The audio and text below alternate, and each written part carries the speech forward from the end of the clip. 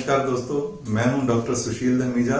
मैं हरियाणा के भिवानी में छाती रोग विशेषज्ञ हूं और मैं इंडियन चेस्ट सोसाइटी के हरियाणा चैप्टर का सचिव भी हूं। दोस्तों, कोरोना के बारे में आप सब जानते हैं, रोज टीवी पे देखते हैं। कोरोना से अब तक लगभग 50 लाख से ऊपर लोग ग्रसित हो चुके हैं, संक्रमित हो चुके हैं और लगभग 3.5 लाख लोग मृत्यु को प्राप्त हुए हैं। ऐसी स्थिति में हमारे पास आज की तारीख में कोई दवाई उपलब्ध नहीं है। स्टडीज चल रही हैं, अभी तक कोई दवाई नहीं है। हमारे पास कोई वैक्सीन नहीं है, अभी तक स्टडीज चल रही हैं। हो सकता है कि आने वाले समय में वैक्सीन मिल जाए। जब तक इसका इलाज या वैक्सीन नहीं मिलता, आप ये मान के चलें कि हमें कोरोना के साथ रहना पड़ेगा। किस तरह से रहना है, इस बारे में मैं जल्दी आपको कुछ पॉइंट्स दूंगा कि आप किस तरह से जिए कोरोना के साथ। आप नोट भी कर सकते हैं। सबसे पहली चीज, हैंड वॉशिंग। आपको बार बार हाथ धोने हैं। हाथ इसलिए धोने हैं क्योंकि हम हाथ जब संक्रमित हो जाते हैं, आप मुंह में लगाते हैं, आंख में लगाते हैं, तो वायरस आपकी आंख मुंह के रास्ते अंदर जाने की कोशिश कर सकता है। तो आपको बार बार हाथ धोने हैं। हाथ धोने की तकनीक बहुत सिंपल है। आप ऐसे करके थोड़ा सा साबुन लीजिए, लिक्विड सोप, हाथ को इस तरह से रगड़ें। उसके बाद पीछे की तरफ उंगलियों के बीच में होते हुए इस तरह रगड़ें, इस तरह रगड़ें। उसके बाद अपने उंगलियों के पोरों को इस तरह करके साफ करें। उसके बाद उंगलियों को ऐसे हथेलियों पर इस तरह से घुमाएं और आखिर में अंगूठे को इस तरह से साफ करें और फिर उसको साबुन को लगभग 20 सेकंड तक इस तरह लगे रहने दें ताकि कीटाणु बिल्कुल खत्म हो जाए, ये वायरस बिल्कुल खत्म हो जाए और उसके बाद धो लीजिए। बार बार हाथ धोएं। अगर हाथ खुश्क हो जाते हैं तो बाद में आप थोड़ा सा मॉइस्चराइजर भी इस्तेमाल कर सकते हैं। आपको दूसरी चीज का ध्यान रखना है कि छींकना।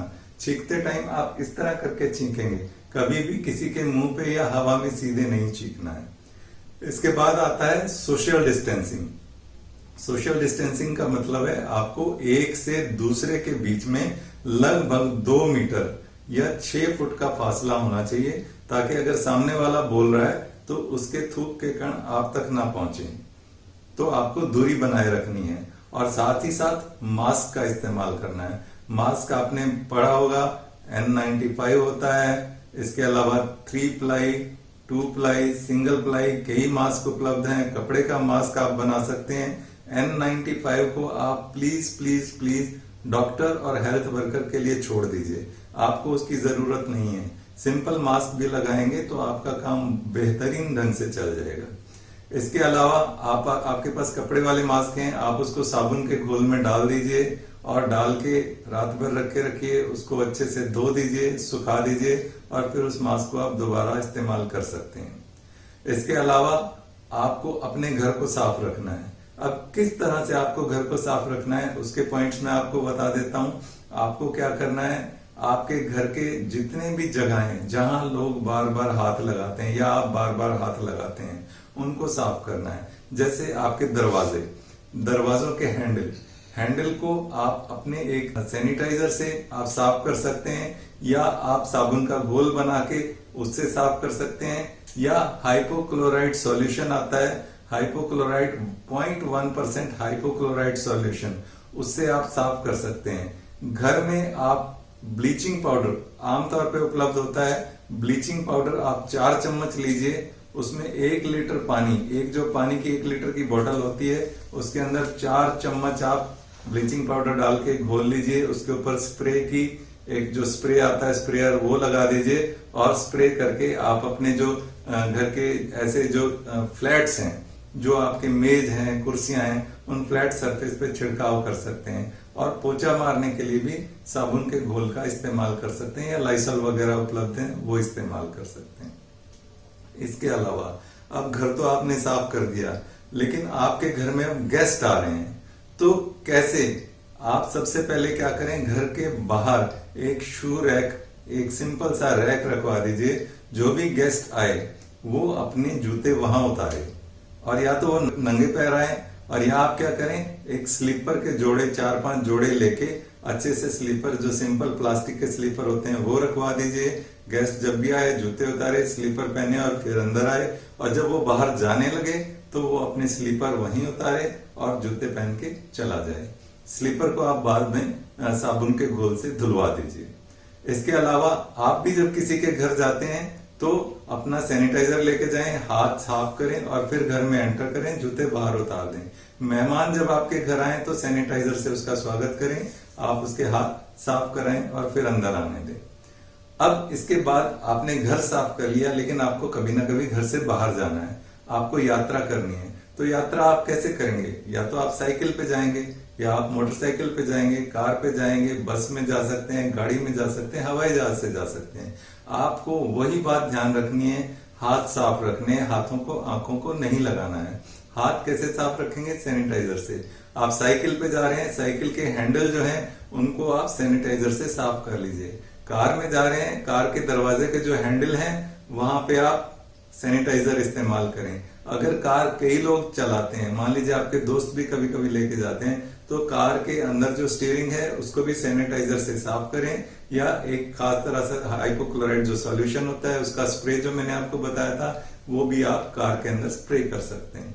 अगर आप बस से जा रहे हैं तो बस में आगे वाली सीट के डंडे को अगर आप पकड़ते हैं तो या तो उसको सैनिटाइजर से साफ कर लें, या टच करने के बाद अपने हाथों को सैनिटाइजर से साफ कर लें। अब हो गया, आपने ट्रेवल कर लिया। कभी कभी आप साइकिल लेके गए लेकिन आप किसी दुकान पे गए कुछ सामान लेने के लिए, वहां क्या एहतियात बरतनी है आपने सबसे पहले ये देखना है कि दुकान के अंदर भीड़ कितनी है।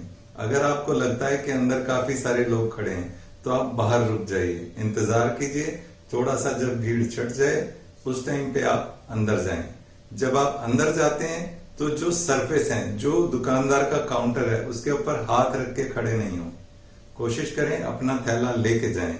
और जैसे ही सामान, शैम्पू, जो भी आपने खरीदना है दुकानदार ने पैक कर दिया, उसके बाद आप उसको थैला आगे रखें और थैले में सामान को डलवा लें। फालतू चीजों को टच ना करें। यहाँ तक कि अगर शीशे का दरवाजा है दुकान का तो उसको आप बाजू से खोलें, उसका हैंडल पकड़ के ना खोलें।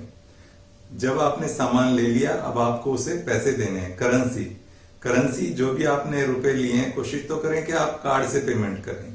वाईफाई कार्ड आते हैं नॉन टच वाले, या तो वो कार्ड इस्तेमाल कीजिए, और या फिर आप कैसे करें कि जो करेंसी इस्तेमाल करने के बाद फिर से आप अपने हाथ साफ कर लीजिए सैनिटाइजर से। करेंसी को साफ रखने के लिए सिर्फ और सिर्फ एक ही तरीका होता है, अल्ट्रा वायलेट रेज का, लेकिन वो महंगा पड़ता है और हर एक के घर पे अल्ट्रा वायलेट सैनिटाइजर होते नहीं है। तो आप यही कर सकते हैं कि उसको जब भी इस्तेमाल करें करेंसी को, उसके बाद अपने हाथ साफ कर लें। इसके अलावा एक और भी तरीका इस्तेमाल किया जा सकता है। करेंसी एक कागज है, कागज पे जो कीटाणु है आमतौर पे 24 घंटे से ज्यादा जिंदा नहीं रहते वायरस। तो कागज हो या कार्डबोर्ड हो, उसको 24 घंटे के लिए अगर आप अलग से रख देते हैं और उसके बाद इस्तेमाल करते हैं तो बढ़िया रहता है। इसके अलावा एक तरीका और होता है हमारा, जो हम शॉपिंग करते हैं, वो होता है ऑनलाइन शॉपिंग का। आपने ऑनलाइन शॉपिंग का ऑर्डर दिया, अब आपका ऑर्डर आ गया है और बाहर कुरियर बॉय के हाथ में है, हो सकता है उसके हाथ इन्फेक्टेड हो, तो आप क्या करेंगे, घर के एंट्रेंस पे ही किसी कोने में वो पार्सल रखवा लीजिए और 24 घंटे के बाद उसका इस्तेमाल कीजिए, क्योंकि कार्डबोर्ड पे और कागज पे 24 घंटे से ज्यादा ये वायरस जिंदा नहीं रह पाता। इसके अलावा एक और चीज अब जो शॉपिंग के लिए कॉमनली होती है कि हम सब्जियां खरीदने बाजार में जाते हैं, सब्जियां लेके आए, अब उन सब्जियों को कैसे साफ करना है। सब्जियों को साबुन से धोने की बिल्कुल जरूरत नहीं है, सब्जियों को सर्फ से धोने की जरूरत बिल्कुल नहीं है। सब्जियों के लिए centre for disease control CDC का फॉर्मूला है कि आप सब्जियों को सिर्फ रनिंग वाटर में साफ कीजिए, लेकिन सब्जियों को साफ करने से पहले अपने हाथों को साबुन से अच्छे से 20 सेकंड तक धो लीजिए, उसके बाद सब्जियों को साफ कर लीजिए। सब्जियों में अगर पत्तेदार सब्जियां हैं, बंद गोभी है, तो उसके बाहर के पत्ते को हटा दीजिए और फ्लोइंग वाटर में, ठंडे पानी में आपको साफ करना है, कोई गर्म पानी में साफ करने की जरूरत नहीं है। इसके बाद सारी चीजें हो गई, सब कुछ ठीक है, लेकिन अगर आपकी इम्यूनिटी खराब है, आपका शरीर खराब है, तो आप बीमारी से ग्रसित हो सकते हैं। इम्यूनिटी को ठीक रखिए, हरी सब्जियां इस्तेमाल कीजिए, फलों का इस्तेमाल कीजिए, रोज एक्सरसाइज कीजिए, योगा का इस्तेमाल कर सकते हैं, योगा के लिए आप ब्रीदिंग एक्सरसाइज कर सकते हैं, साफ हवा में जाएं, सैर करें। इस तरह से अपनी इम्यूनिटी को बरकरार रखिए। ये सारे तरीके अगर आप इस्तेमाल कर सकते हैं तो कोरोना के साथ आप जीवन बहुत अच्छे से सुरक्षित तौर पे बिता सकते हैं। धन्यवाद।